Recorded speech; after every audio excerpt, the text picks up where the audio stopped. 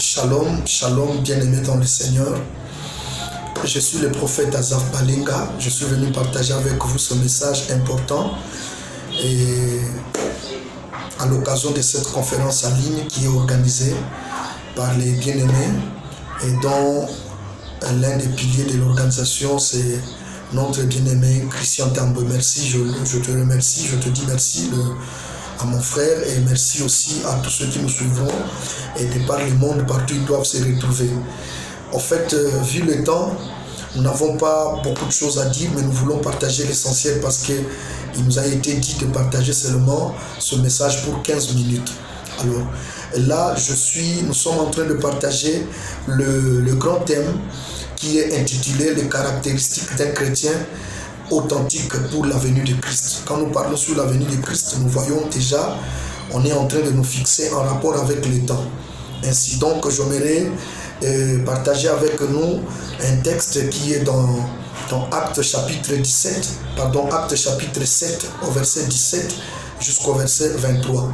Actes chapitre 7, verset 17 jusqu'au 23. Je crois que c'est un texte un peu, pas long, mais un peu, et qu'il faut peut-être lire. Mais j'aimerais que là où partout vous êtes en train de nous suivre, que vous les preniez, que vous les lisiez, parce que vu le principe qu'on nous a donné, et je veux que le temps ne soit pas dépassé et que le temps aussi soit respecté.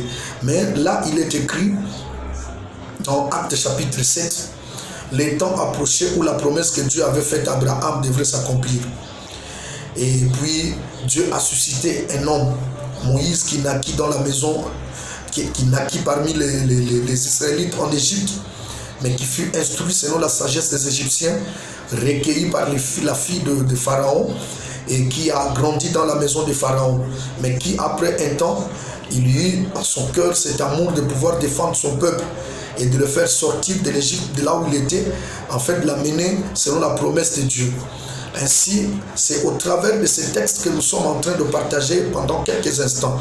En fait, quand la Bible, nous sommes en train de voir, lorsque dans ces grands thèmes, nous parlons sur les caractéristiques d'un chrétien. Mais ce qui est vrai, c'est que la venue de Christ est caractérisée par le temps. Et quand nous voyons le temps, nous sommes en train de voir le temps pendant lequel nous sommes en train de vivre. Or, au fur et à mesure que le temps avance, nous savons tous qu'il y a la promesse qui a été faite. Si Dieu avait fait la promesse à Abraham, mais quelle était cette promesse? Parce que quand la Bible dit le temps approché, où la promesse que Dieu a faite à Abraham devrait s'accomplir, mais quelle est cette promesse? Cette promesse, il s'agit de la promesse qui est écrite dans Genèse chapitre 15, verset 16.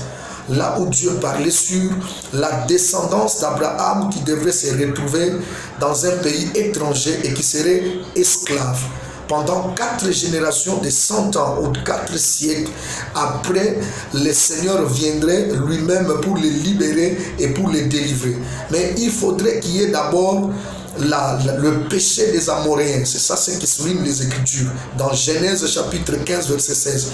Il faudrait d'abord que le péché des Amoréens puisse atteindre son comble, donc atteindre son paroxysme. Alors, lorsque nous comparons ces temps, parce que ici dans Actes chapitre 7, on nous présente les temps qui précéda l'exode, le temps qui a précédé l'exode au temps de Moïse.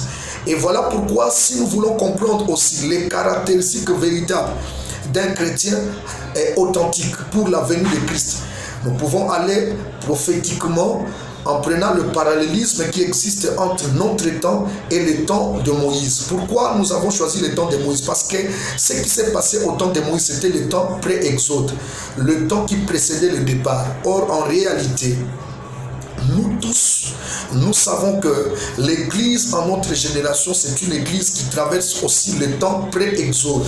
Et notre exode, ce n'est pas l'exode comme celui d'Israël, mais notre exode, c'est le départ de l'église dans les airs pour la rencontre de Christ. Maintenant, le temps pendant lequel a vécu Moïse et Israël, c'est ce temps-là que Dieu ou les Écritures est en train de nous parler que c'était le moment que devrait s'accomplir la promesse que Dieu avait faite à Abraham. Et cette promesse que Dieu avait faite à Abraham, c'est de prendre le peuple de là où ils étaient et de les conduire sur la terre qui était promise. la terre qui était promise. Or, en réalité, prophétiquement, cette promesse qui a été faite à Abraham, celle-là nous a été faite, mais au travers de la parole prophétique, la parole de Dieu. Les Écritures nous annoncent que bientôt, le Seigneur qui était venu dans la chair, qui a prêché la parole et qui a proclamé la bonne nouvelle, qui a inauguré l'année de grâce. Et cette année de grâce est en train d'aller petit à petit jusqu'à sa fin. Et d'ailleurs, nous savons, en faisant la lecture du temps, nous savons tous que l'année de grâce arrive presque à sa fin. Mais maintenant, puisqu'il s'agit ici des caractéristiques, quelles sont les caractéristiques de ce peuple qui pourra être enlevé ou qui peut se préparer à rencontrer le Seigneur lors de sa venue? Alors en cela, nous prenons les critères qui étaient en Moïse, parce que Dieu n'avait pas choisi Moïse en vain. Moïse est l'une des personnes qui nous donne en ces moments, qui peut nous faire comprendre en réalité les véritables caractéristiques que les chrétiens qui sont avant l'exode peuvent avoir. Parce que Moïse a vécu avant l'exode. Et ainsi, dans Actes chapitre 7, Actes chapitre 7, versets 17 à 23, on nous a donné quelques critères que nous interprétons et qui peuvent être des caractéristiques véritables des chrétiens véritables qui attendent la venue du Seigneur Jésus. Ainsi donc, en cela, nous devons d'abord savoir que lorsque la Bible parle sur les temps approchés, donc nous sommes aussi en cette génération où le temps approche. Deuxièmement, on nous dit ceci, et c'était le moment où il y avait l'apparition d'un pharaon qui n'a jamais connu Joseph. Un pharaon qui n'a jamais connu Joseph. En réalité, politiquement, c'est pratiquement impossible. Parce que dans chaque nation, il y a ce qu'on appelle les annales qu'on garde. Les annales qui gardent l'histoire. Alors quand il y a un roi qui vient et qu'il y a eu aussi ceux qui l'ont précédé, en réalité, il y a des livres qui gardent les informations à propos de ceux qui sont passés. Donc Joseph qui a vécu avant que ces pharaons n'arrivent, en réalité, ces pharaons, physiquement, historiquement, ils devaient les connaître. Mais quand les Écritures disent il y a eu un pharaon qui n'a jamais connu Joseph, cela veut dire que cela était un langage spirituel. Un pharaon qui ne voulait pas, qui niait totalement, il y a eu un Joseph qui niait totalement Joseph. Or, c'est presque la même chose en notre génération, où nous vivons le temps où il y a un pharaon qui ne veut pas connaître Joseph. Qui est Joseph? Joseph, c'est l'homme qui est venu donner le pain à l'Égypte. Et c'est l'homme du salut pour l'Égypte, et c'est l'homme du salut pour Israël. Or, nous connaissons, le Christ est venu, il a dit dans Jean 6, je suis le pain de vie. C'est lui qui est venu lui-même comme étant le pain. Et c'est notre Joseph qui est venu dans le monde pour nous donner l'espoir. Maintenant, en notre temps, nous vivons le temps où il y a un Joseph, un pharaon, qui ne veut pas reconnaître Joseph, c'est-à-dire c'est le système satanique du temps de la fin. Alors quand nous voyons toutes ces choses, ça prouve déjà que le temps où Dieu a donné la promesse pour prendre son peuple est en train de s'approcher. Maintenant, quelles sont ses caractéristiques? Parce qu'en ce moment-là, d'abord, la Bible dit, il naquit Moïse. Moïse naquit en cette période où le pharaon qui n'a jamais connu Joseph était au pouvoir. Et nous sommes là, nous sommes nés. Mais notre naissance ici, il ne s'agit pas de la naissance qui est naturelle. Nous parlons de ceux qui sont nés de nouveau dans cette période. Nous avons connu le Seigneur en cette période. Maintenant, la Bible dit, il était beau aux yeux de Dieu et aux yeux des hommes. C'est la première caractéristique qu'un véritable chrétien qui attend l'arrivée du Seigneur Jésus doit avoir. En réalité, en premier lieu, pour être enlevé, pour être avec Christ, en ces temps où les choses se passent d'une manière bizarre, en premier lieu, il faut naître de nouveau, mais il faut être aussi beau aux yeux de Dieu et être beau aux yeux des hommes. Être beau aux yeux de Dieu, c'est-à-dire il faut porter deux choses. Premièrement, être beau aux yeux de Dieu, c'est être dans la sainteté. La vie de la sainteté, c'est notre beauté. Donc, tout chrétien qui ne vit pas dans la sainteté, il n'est pas beau devant Dieu. Deuxièmement, être beau auprès des hommes. Être beau auprès des hommes, c'est-à-dire manifester le fruit de la repentance, le caractère, le fruit de l'esprit. Alors, la première des premières caractéristiques, c'est-à-dire il faut d'abord naître de nouveau. Moïse est né. Donc celui qui devrait faire l'exode doit d'abord naître. Et il est né. Après la naissance, il devrait démontrer sa sainteté et il devrait démontrer ses fruits. Donc un véritable chrétien qui attend l'arrivée du Seigneur Jésus en ces temps doit d'abord naître de nouveau. Et puis de deux, il doit démontrer sa sainteté. Il doit marcher dans la sainteté devant Dieu et marcher aussi en prouvant, en démontrant ses caractères, ses fruits de l'esprit. Comme nous dit l'apôtre Paul dans Galates chapitre 5. Et c'est très important. Deuxième caractéristique, on dit ceci. Il fut nourri dans la maison de son père. Donc avant que Moïse ne soit dans la maison de Pharaon, il a eu le fondement. Le fondement même de sa nourriture était dans la maison de son père. Nous savons que la nourriture aujourd'hui c'est l'enseignement.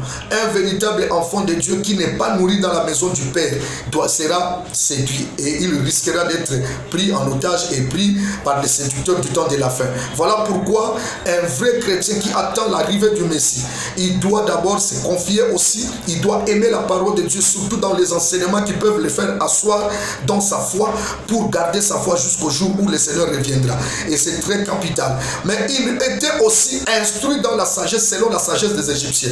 Qu'est-ce qu'on appelle la sagesse des Égyptiens? La sagesse des Égyptiens, en fait, c'est la capacité de l'Égypte de pouvoir expliquer les choses naturelles. Les choses, donner la solution à certaines choses qui sont un peu compliquées. Vous savez, le chrétien d'aujourd'hui, c'est un chrétien qui doit s'adapter en rapport avec son temps. La sagesse des Égyptiens, c'est cette instruction que nous pouvons recevoir par rapport à ce qui se passe dans le monde. Quand quelqu'un veut réfuter les contradicteurs, quand quelqu'un veut détruire tout ce qui vient la connaissance des séducteurs, il doit aussi avoir la connaissance. Voilà pourquoi nous demandons aux enfants de Dieu de connaître, de faire des recherches sur beaucoup de choses, tout en mettant beaucoup plus l'accent sur la parole de Dieu. Et c'est très important. Et la science des Égyptiens, c'est tout ce qui est en train de se manifester actuellement, qui est en train de devenir de plus en plus important aux yeux du monde. Mais la Bible ajoute encore, il était puissant en parole et en œuvre. C'est-à-dire celui qui est là, le véritable chrétien qui attend l'arrivée du Seigneur Jésus, doit vivre une vie d'abondance dans la parole de Dieu. La parole de Dieu doit devenir en réalité l'essentiel de sa vie. Mais il ne doit pas s'arrêter là. Il doit aussi être puissant parce que l'église du Seigneur a besoin.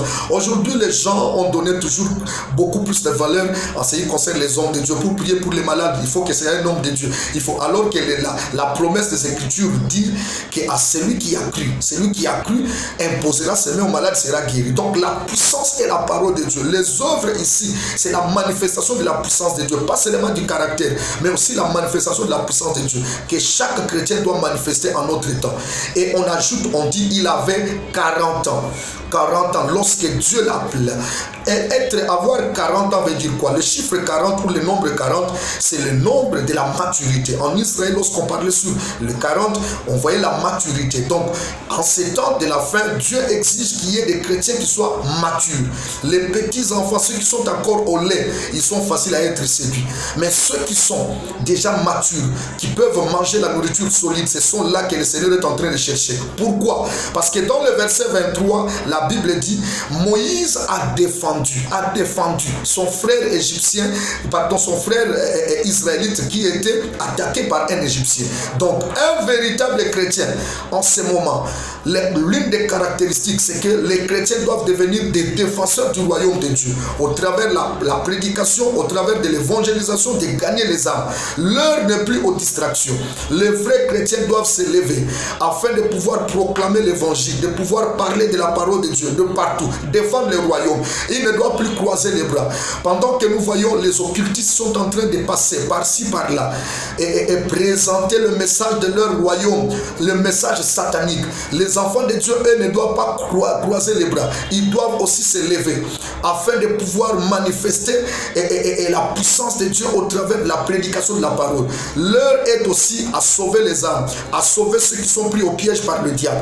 Voilà pourquoi si un véritable chrétien est là, il ne doit pas croiser les bras à l'église seulement entendre qu'on l'enseigne, attendre parce que ces enseignements et toute cette parole qu'on est en train de lui présenter, il doit savoir que c'est aussi pour lui d'aller aussi gagner les âmes.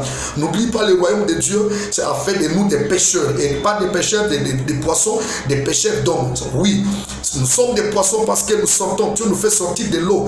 L'Apocalypse dit les eaux que tu as vues, c'est le monde, ce sont des nations. Donc à travers des nations, Dieu est en train de nous tirer pour nous donner le salut. Donc c'est là aussi les hommes de Dieu, les enfants de Dieu, les véritables chrétiens doivent savoir qu'ils doivent être des défenseurs de l'évangile, des défenseurs du royaume en ces temps. Il faut séparer les véritables Israélites aux Égyptiens qui veulent le faire du mal.